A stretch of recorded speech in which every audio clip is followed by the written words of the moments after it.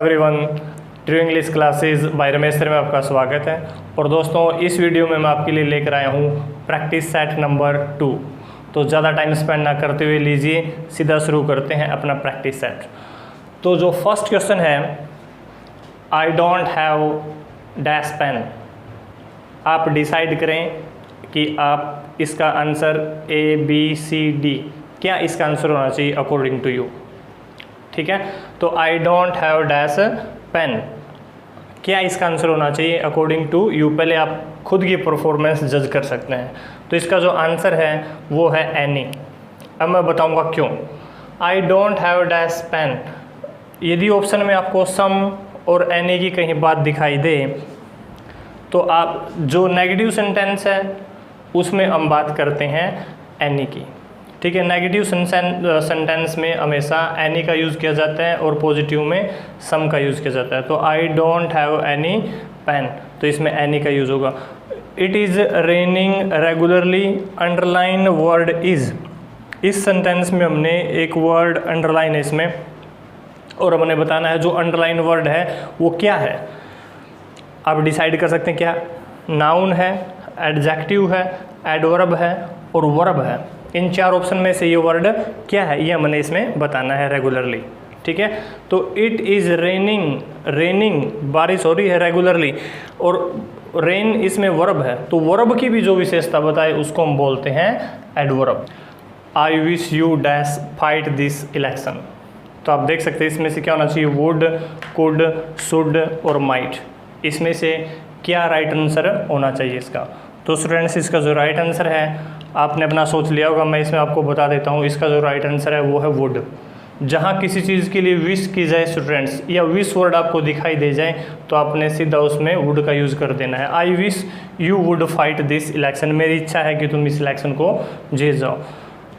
I am sorry for dash you.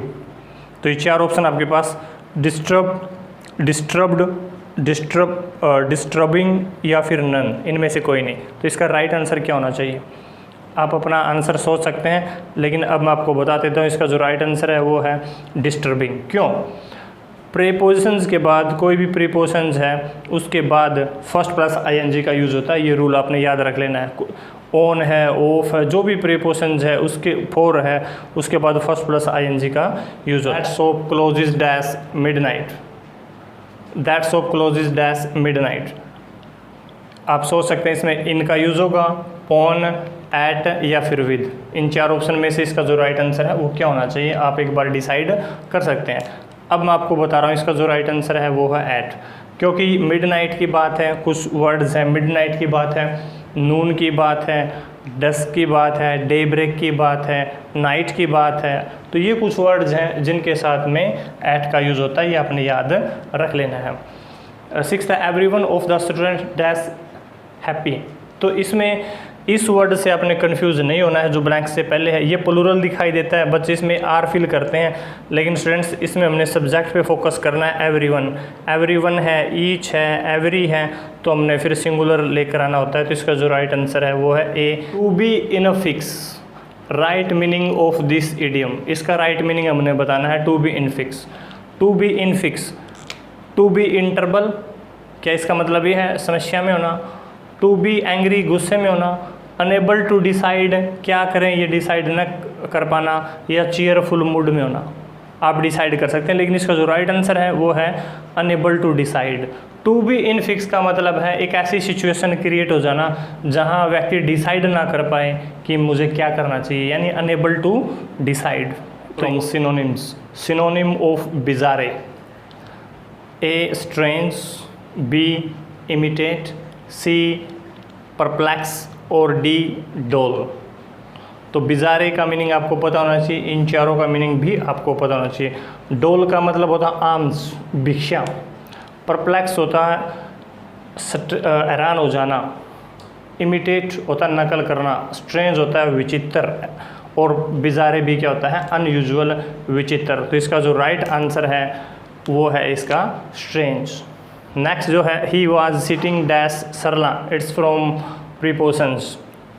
He was sitting dash Sarla, तो इसमें क्या होना चाहिए besides, among, by, besides.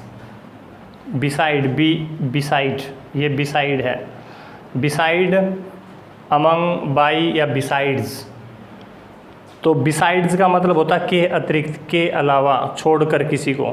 By नहीं हो सकता, अमंग भी नहीं हो सकता, जिसका राइट आंसर है वो बिसाइड। इसका मतलब होता है नियर, मतलब पास, उसके पास वो बैठी थी।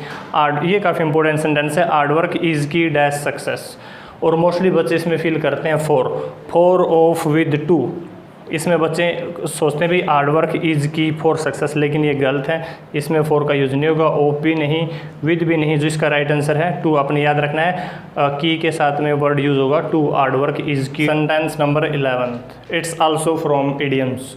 To be under a cloud, to be under a cloud, इसका राइट मीनिंग हमने बताना है। तो to be under a cloud आपने ये सुना भी होगा, क्या ये अनकॉन्शियस है, सैड, सस्पिशियन या फिर हैप्पी। क्लाउड के नीचे होना यानी बिल्कुल भी पॉजिटिव अर्थ नहीं हो सकता उसका, हैप्पी तो बिल्कुल भी नहीं हो सकता, ठीक है। अनकॉन्शियस असचेत होना, बेहोश होना, सैड दुखी होना, सस्पिशियन क्लाउड के अंडर होने का मतलब होता है चीज़ें बिल्कुल क्लियर नहीं हैं, अस्पष्ट हैं, संदेह में हैं अभी, तो इसका मतलब होता है सस्पिशियन, ठीक है। To be under a cloud कि भाई आईपीएल मैच होगा या नहीं होगा, सस्पिशियन अभी संदेह जब बना हो तो उसको बोलते हैं to be under a cloud. Which can easily be broken, one word substitutes में से है जिसको आसानी से तोड़ा जा सके। क्या उसको ब्रिटल बोलते हैं, एमनीसिया बोलते हैं, बोटनी बोलते हैं या एल्ट्रिस्ट बोलते हैं।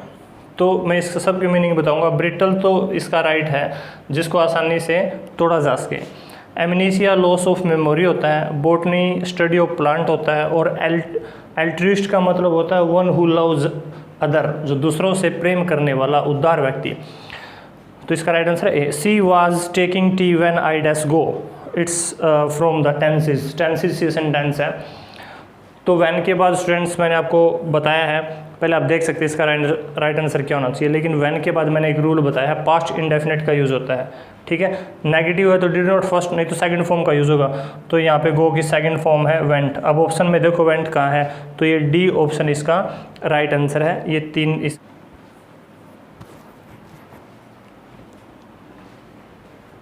जो 14th सेंटेंस है, it's from voice. Does he need a pen, तो what should be the right answer, आप इनमें से चूज कर सकते हैं। Are a pen needed by him, is a pen needed by him, is a pen being needed by him. तो इनमें से आप जज कर सकते हो कौन सा आपका राइट आंसर होना चाहिए, ठीक है। अब मैं आपको बताता हूँ what should be the right answer. तो स्टूडेंट्स सबसे पहले आपने ध्यान रखना, यदि इंटेरोगेटिव है तो इंटेरोगेटिव ही उसका आंसर होगा। तो और डू डज है तो उनको इज एम आर में चेंज किया जाता है। इज आई, एम आई या आर आई वो इसके ऊपर डिपेंड करता है, एक है या ज़्यादा है, तो हम इज लेंगे, ठीक है। तो इज हमने लिया, तो ये तो अपने आप गलत हुआ। इज, फिर हम लेकर आए अपेन, ठीक है। नीड का हमने थर्ड फॉर्म की नीडेड, और फिर बाई, और ही को लास्ट में फेंकते हैं तो हिम, लेकिन हमने लास्ट में देखा इसमें इंटरोगेटिव होना चाहिए था, तो ये भी गलत है, ठीक है। इसमें यहाँ बीइंग आया है तो ये भी गलत है। तो इसका जो राइट आंसर है is a pen needed by him, और लास्ट में साइन ऑफ इंटरोगेटिव है, तो इसका राइट आंसर है।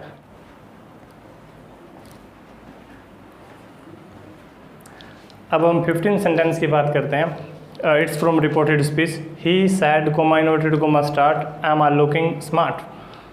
तो ये 4 ऑप्शन है, आप अपना आंसर इसमें से चूज कर सकते हैं, सिलेक्ट कर सकते हैं। अब मैं इसमें अपना राइट आंसर आपको बताता हूँ। जो राइट आंसर है वो है डी। क्यों है, सबसे पहले हमने ही लिख दिया, सैड को हमने आस्क्ड में चेंज किया क्योंकि इंटेरोगेटिव है, कोमाज को हटाया तो हमने यूज़ किया इफ़ का, ठीक है। हेल्पिंग वर्ब से पहले सब्जेक्ट को चेंज करेंगे, सब्जेक्ट फर्स्ट पर्सन है, फर्स्ट पर्सन चेंज होगा सब्जेक्ट के अनुसार, तो हमने यूज़ कर दिया ही। इज एम आर चेंज होता है वाज और में, ही वाज लुकिंग स्मार्ट और बाद में फुल स्टॉप। तो राइट आंसर इसका है डी। तो स्टूडेंट्स ये 15 सेंटेंस थे जो इस प्रैक्टिस सेट में मैं आपके लिए लेकर आया था, और ताकि आप अपनी जो परफॉर्मेंस है उसको जज कर सकें, क्योंकि जो प्रैक्टिस सेट है plays an important role to clear any type of exams. और जब तक अपना पेपर कंप्लीट नहीं होता ये सीरीज हम स्टार्ट रखेंगे। यदि आपको ये वीडियो पसंद आई, चैनल को सब्सक्राइब कीजिएगा, बेल आइकन को प्रेस कीजिएगा। Thanks for watching, thank you, good bye.